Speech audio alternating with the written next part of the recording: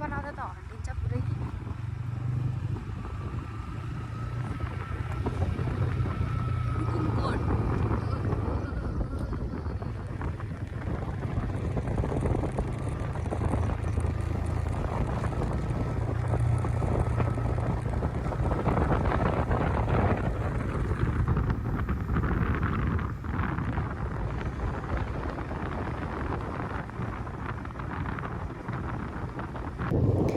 यिनीहरू सबै निसीखोला गाउँपालिका अन्तर्गत पर्ने गाउँहरू। एकदमै पहाडमा बनेको घरहरू के एकदमै डर लाग्ने। माथि माथि हेर्दा सबै भिरालो ठाउँमा भएको घरहरू है, तर एकदमै सुन्दर। यसरी चाहिँ हामी बुर्तिवाङदेखि निसीखोला गाउँपालिका हुँदै इस्ट रुकुमको एकदमै पर्यटकीय स्थल भनौँ न आन्तरिक अहिले त्यहाँ चाहिँ पुग्ने भनेर हामी लाग्यौँ। त्यहाँ गएर बसेर भोलिपल्ट चाहिँ हामी त्यहाँ जाने प्लान गरेर चाहिँ हामी दुईजना हिँडेको।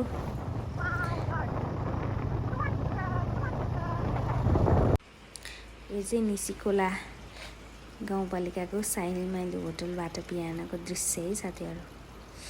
बिहानको एकदमै पानी परिरहेको थियो अनि त्यसपछि सर म्यामहरू आउने भनेर हामीले वेट गऱ्यौँ। त्यसपछि हामी सबै लाग्यौँ सबैजना। हामी अब यो यहाँदेखि चाहिँ बागलुङ र रुकुमको सिमाना पातिहाल्नेमा गएपछि हामी त्यहाँबाट उकालो लाग्नुपर्ने थियो। त्यही भएर हामी लगभग 8-9 बजेतिर यहाँबाट हिँड्यौँ सबैजना। सर म्यामहरू अगाडि हुनुहुन्छ, कुनै सरहरू पछाडि हुनुहुन्छ। अनि मैले यसरी भिडियो बनाउँदै होइन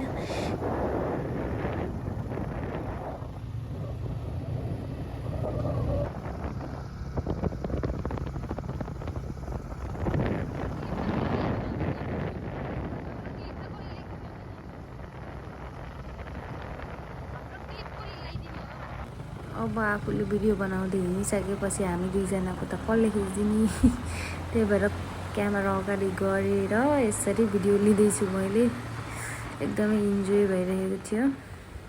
यहाँदेखि हामी पातिहाल्नेमा पुगेर खाना खाएपछि माथि लाग्नेछौँ।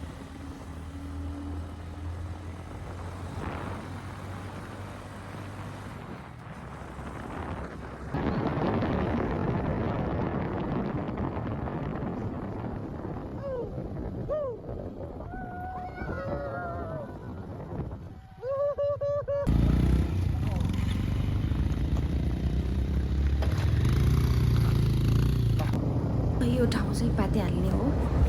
यहाँदेखि अझै पनि कठिन यात्रा गर्नुपर्ने छ हामीलाई। यहाँदेखि माथि हिँडेर जानुपर्ने रहेको छ। हामी यहाँ गएर खाना खाएपछि आफ्नो गन्तव्यतिर लाग्नेछौँ।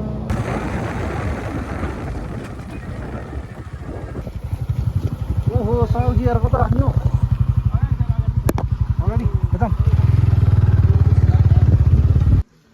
यहाँ जति पनि साधनहरू छन् यिनीहरू सबै माथि चुङ्ग्री बुकी घुम्न जाने साथीहरूले लिएर आउनुभएको हो। यहाँदेखि चाहिँ हामी उकालो लाग्नुपर्नेछ। अब उकालो लाग्ने कि बाइकमै जाने। बाइकमा जाने बाटो पनि थियो तर एकदमै हिलो। अनि सरहरूले चाहिँ लानुभयो, कुनै सर यहाँदेखि माथि हिँडेर जानुभयो। अनि नलाने भन्दै पनि बाइक लगेर यो हालत भएको छ साथीहरू। के गर्नु, चिप्लिएर बाइक बर्बाद। अनि यहाँबाट चाहिँ हामी अब हिँड्दै माथि जानेछौँ। त्यसपछि माथिको दृश्य देखाउँछु ल। You can do it.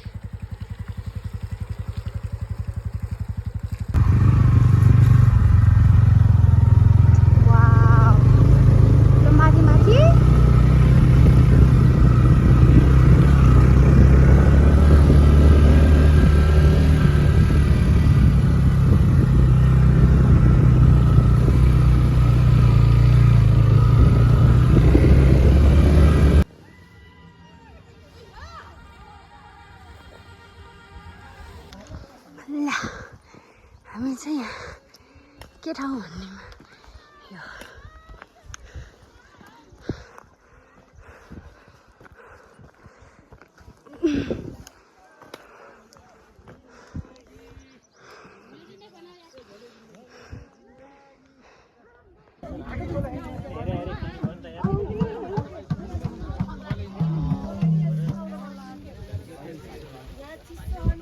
यो मेरो भाइ यो आगो खालको यो के गरेको यो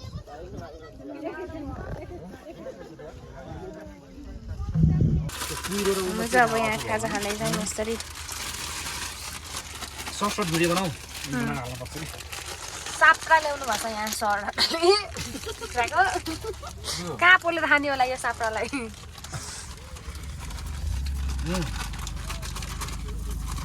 दिन्छन् कि भित्र